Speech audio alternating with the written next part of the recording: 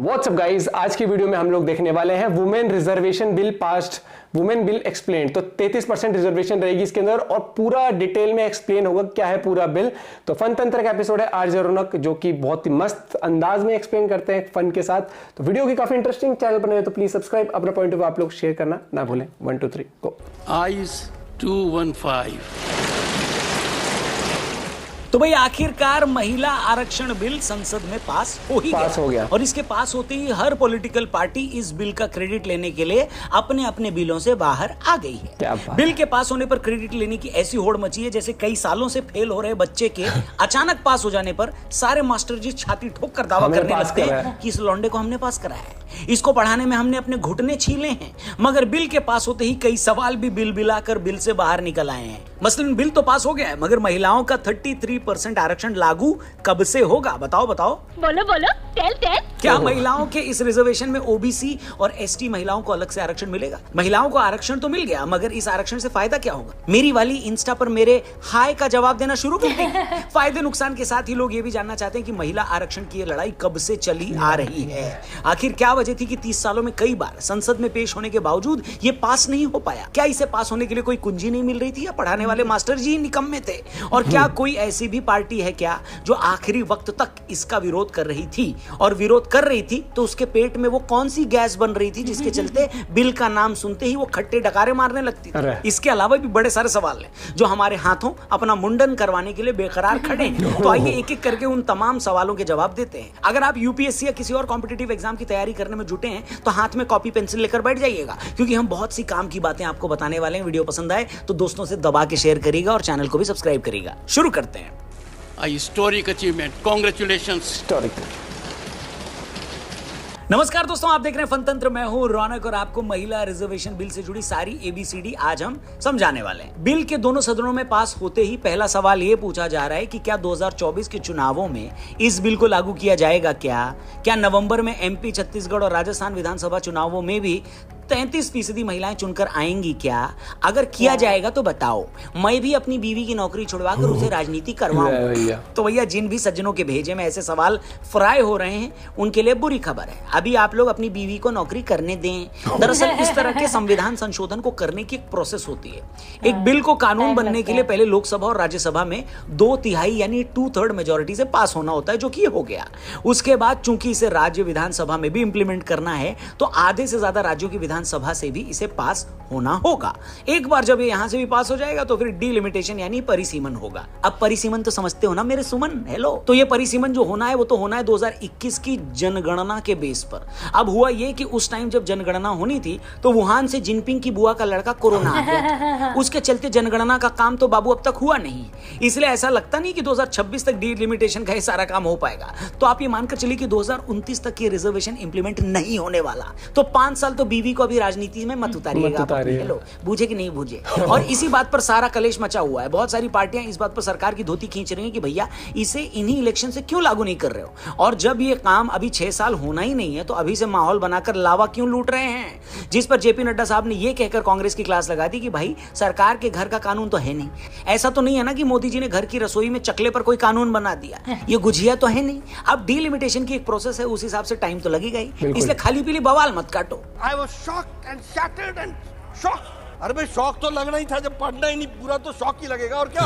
अच्छा, दूसरा सवाल ये पूछा जा रहा है कि महिलाओं को टोटल सीटों में से 33% आरक्षण तो मिल जाएगा, मगर ओबीसी और एसटी महिलाओं का क्या उन लोगों को अलग से रिजर्वेशन मिलेगा? तो बात यह है कि अभी मौजूदा वक्त में संसद में 543 सीटें हैं। महिला आरक्षण बिल लागू होने के बाद इनमें से 1/3 यानी 181 सीटें महिलाओं के लिए रिजर्व हो जाएंगी। तो जो लोग ये पूछ रहे हैं कि एससी एसटी महिलाओं को क्या अलग से आरक्षण मिलेगा, तो उसका जवाब है मुन्ना भाई नहीं। अभी लोकसभा में एससी एसटी के लिए 131 सीटें रिजर्व हैं। महिला आरक्षण लागू होने के बाद इनमें से 1/3 यानी 44 सीटें एससी एसटी महिलाओं के लिए आरक्षित हो जाएंगी। बाकी 87 सीटों पर महिला पुरुष कोई भी लड़ सकता है। आपको बता दें कि एक बार कानून बनने के बाद यह आरक्षण हमेशा के लिए नहीं बल्कि सिर्फ 15 साल तक रहेगा, मगर एससी एसटी रिजर्वेशन की तरह बाद की सरकारें चाहें तो इसे एक्सटेंड कर सकती। अच्छा, संसद में महिलाओं को रिजर्वेशन देना एक बहुत ही नेक ख्याल है। दुनिया के 40 देशों में औरतों को ऐसा रिजर्वेशन दिया गया है। हमारे के पड़ोसियों लिए, की हाँ। बात कर ले तो पाकिस्तान की नेशनल असेंबली में भी महिलाओं के लिए 60 सीटें रिजर्व हैं। बांग्लादेश की पार्लियामेंट में महिलाओं के लिए 50 सीटें आरक्षित हैं। नेपाल की संसद में महिलाओं के लिए 33% सीटें रिजर्व हैं। और आपको जानकर हैरानी होगी कि अफगानिस्तान में तालिबान की हुकूमत आने से पहले वहां की संसद में भी महिलाओं के लिए 27% सीटें रिजर्व थी। अब आप भी सोचेंगे कि भाई जब हमारे पड़ोसी देशों ने पार्लियामेंट में महिलाओं की पार्टिसिपेशन को इतना सीरियसली लिया, उन्हें रिजर्वेशन दिया, तो इन देशों से कई मामलों में इतना आगे होने के बावजूद भारत ने यह काम करने में इतनी देर क्यों कर दी? तो उस देरी की भी पूरी हिस्ट्री आपको बता देते हैं, और यह भी कि क्यों पहली बार संसद में पेश होने के बाद इसे पास होने में 3 दशक लग गए। जी 30 साल। 3 दशक। सर, लोकसभा और विधानसभा में तो यह बिल लागू होगा, लेकिन हम ये पूछना चाहते हैं कि राज्यसभा और विधान परिषद में भी लागू होगा कि नहीं लागू होगा। अच्छा, इससे पहले कि मैं आपको बताऊं कि भारतीय संसद में कब कब महिला बिल पेश किया गया और किस किस ने टंगड़ी अड़ाकर इसे आगे नहीं बढ़ने दिया, उससे पहले आपको यह बता दूं कि औरतों के लिए राजनीति में आरक्षण की मांग आजादी से भी पहले उठ रही थी। 1931 में बेगम शाहनवाज और सरोजनी नायडू ने इस बारे में ब्रिटिश प्रधानमंत्री को एक पत्र लिखा था और महिलाओं के लिए राजनीति में समानता की मांग की थी, मगर उसे खारिज कर दिया गया। फिर आजादी के बाद भी पॉलिटिक्स में महिलाओं की रिप्रेजेंटेशन बढ़ाने के लिए कई बार बात हुई है, लेकिन ज्यादातर पार्टियां और नेता इस बात पर तैयार थे कि निचले लेवल पर यह आरक्षण दे दिया जाए, लेकिन उनमें से कोई भी लोकसभा और विधानसभा के लेवल पर औरतों को आरक्षण देने के लिए तैयार नहीं था।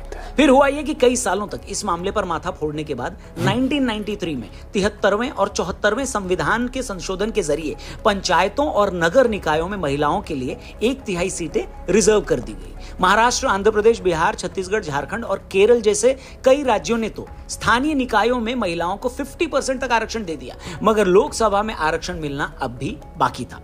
फिर आया साल 1996। 1996 वो साल था जब एचडी देवगौड़ा की सरकार लोकसभा में महिला बिल लेकर आई, लेकिन उनकी सरकार का समर्थन कर रही कई पार्टियां शादी ब्याह की पार्टियों में मुंह फुलाने वाले फूफा की तरह बिल देखते ही भड़क गई।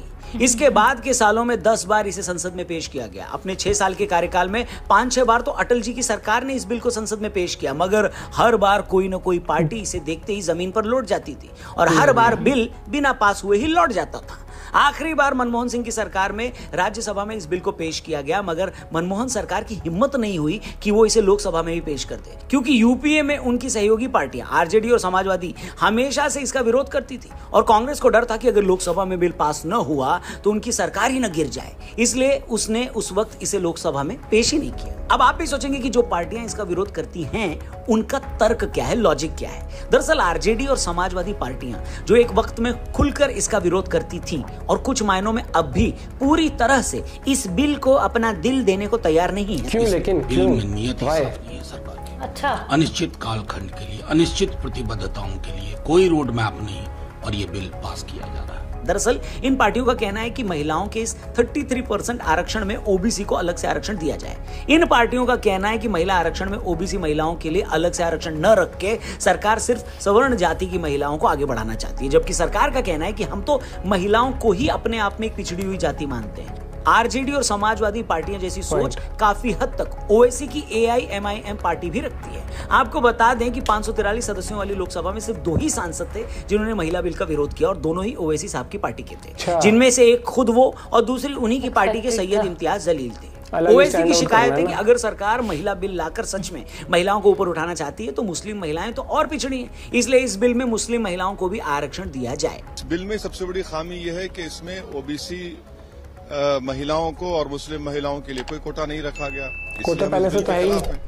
अब जब ये साफ हो गया कि बिल देर सवेर कानून बन ही जाएगा, तो हम सबसे जरूरी सवाल की तरफ आते हैं और वो ये कि इनसे क्या सच में कोई फायदा होगा, क्योंकि पंचायत और निगम लेवल पर देखा गया है कि महिलाओं के लिए आरक्षित सीट पर अक्सर उनके पति ही हुकूमत करते हैं और वो महिलाएं बस नाम भर की उस पद पर होती हैं। इस बात को अगर थोड़े टाइम के लिए हम लोग साइड भी कर दें, क्योंकि इस डर से क्या महिला आरक्षण लागू ही नहीं किया जाएगा क्या, तो बिल के फेवर में सबसे बड़ी दलील ये है कि भारत जैसे देश में आज भी महिलाओं की स्थिति कोई बहुत अच्छी नहीं है। भारतीय संसद में महिलाओं की भागीदारी आज की तारीख में 15% भी नहीं है। इस मामले में भारत अपने पड़ोसी देश बांग्लादेश और पाकिस्तान से भी पीछे। ऐसे में अगर 33% महिलाएं चुनकर संसद में पहुंचती हैं तो वहां पहुंचकर वो महिलाओं की आवाज उठाएंगी, उनके मुद्दों पर अपनी बात प्राथमिकता से रखेंगी। इसके अलावा महिलाओं के खिलाफ होने वाले क्राइम, वर्कफोर्स पर उनकी कम भागीदारी और जेंडर रेशियो जैसे मुद्दों पर भी वो एक सही आवाज बनेंगी। इसके अलावा महिला आरक्षण के विरोध में तर्क ये है कि इससे एक ही जाति की महिलाएं आगे आएंगी। महिलाओं को यूं आरक्षण देना संविधान में दिए समानता के अधिकार का हनन है। एक बार महिलाओं को आरक्षण की बैसाखी दे दी तो वो अपने दम पर आगे नहीं बढ़ पाएंगी। मगर देखो ऐसा है ना कि मेरी नजर में रिजर्वेशन वाले मुद्दे में जो सबसे खलने वाली बात है वो ये है कि महिलाओं को जिन 181 सीटों पर आरक्षण मिलेगा, ये सीटें रोटेशन बेस पर हर चुनाव में बदलती रहेंगी। मतलब जिन 181 सीटों पर इस बार महिला उम्मीदवार थी तो अगले चुनाव में इस बात की गारंटी है कि वो उन्हीं सीटों पर दोबारा चुनाव नहीं लड़ेंगी। अब ये महिलाएं अगली बार जिन सीटों पर चुनाव लड़ेंगी वहां के मौजूदा सांसदों का टिकट भी कट जाएगा और वो भी दोबारा उस सीट से चुनाव नहीं लड़ेंगे। इस तरह हर चुनाव में 543 में से 362 सांसद ऐसे होंगे जिनके टिकट कट जाएंगे। और जब किसी भी सांसद को यह पता होगा कि वो दोबारा उस जगह से नहीं लड़ने वाला, तो भैया वो तो अपनी जिम्मेदारी कैसे समझेगा बताइए? उसमें काम करने या न करने का डर कैसे आएगा? मेरी समझ में महिला आरक्षण बिल को लागू करने में ये सबसे बड़ा चैलेंज यही है। अब देखना होगा कि सरकार या कानून बनाने वाले इस चैलेंज से कैसे निपटते हैं। बाकी आपकी इस मामले में क्या राय है? कमेंट सेक्शन खुला हुआ। ये दिलचस्प उठाया कि अगर वो अब जैसे एग्जांपल इलेक्शन लड़ लिया, अब पता है 5 साल बाद नहीं आना, तो ये कहीं ना कहीं मुझे लगता है कि ऐसा ना हो कि भैया वो आदमी फिर करप्ट हो जाए या तो उस तरीके से सोचे कि 5 साल है अपना भर सकता हूँ उतना भर लूं मैं। ये एक वैलिड पॉइंट है। पाकिस्तान जैसे वहाँ ऐसे आते हैं ना पीएम जो आते हैं। नहीं, वो करप्शन तो इंडिया में भी होता है। नहीं, वैसे मैं कह रही हूँ जिन्हें शोर शोर होता है कि वहाँ जैसे कंफर्म होता है कि हम नहीं टिकेंगे 5 साल, तो सोचते हैं जितना 2 साल, वो तो 4 साल भी नहीं टिकते। तो यहाँ पर ये दिलचस्प रहेगा कि इसको इस सिचुएशन को कैसे संभाला जाएगा। नो डाउट वुमेन एम्पावरमेंट बहुत जरूरी है। वुमेन आएंगी तो वो अपना पॉइंट ऑफ व्यू और महिला समाज का, लेडीज के लिए, गर्ल्स के लिए जो इश्यूज होते हैं, जो सोशल इश्यूज हैं या हर तरीके की उनकी पावर बढ़ाने के लिए, तो किस तरीके से वो चीजें बताई जाएंगी और किस तरह से वो स्टैंड लेंगे, वो इंपॉर्टेंट रहेगा। नहीं तो मैं आज भी देखता हूँ कुछ तो ऐसे भाषण देते हैं कि याद है जब वो क्या बोलते हैं रेप वाले केसेस भी आते तो कई मंत्रियों के ऐसे आते थे, तो क्या हो गया, कपड़े ऐसे पहन के चले गए। तो ये बेवकूफी के लिए ना मुंह तोड़ जवाब भी मिल पाएगा पार्लियामेंट में। हर एक चीज मैटर करती है, लेकिन सबसे पहले ये कि अभी काफी टाइम, मेरे हिसाब से वही 2029 तक भी मुश्किल लग रहा है।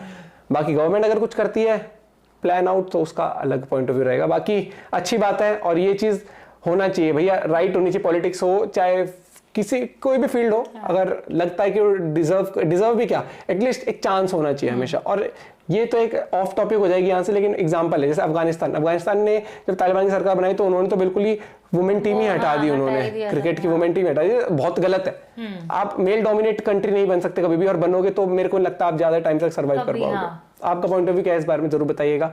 मिलते हैं वीडियो के साथ, बाय बाय, टेक केयर।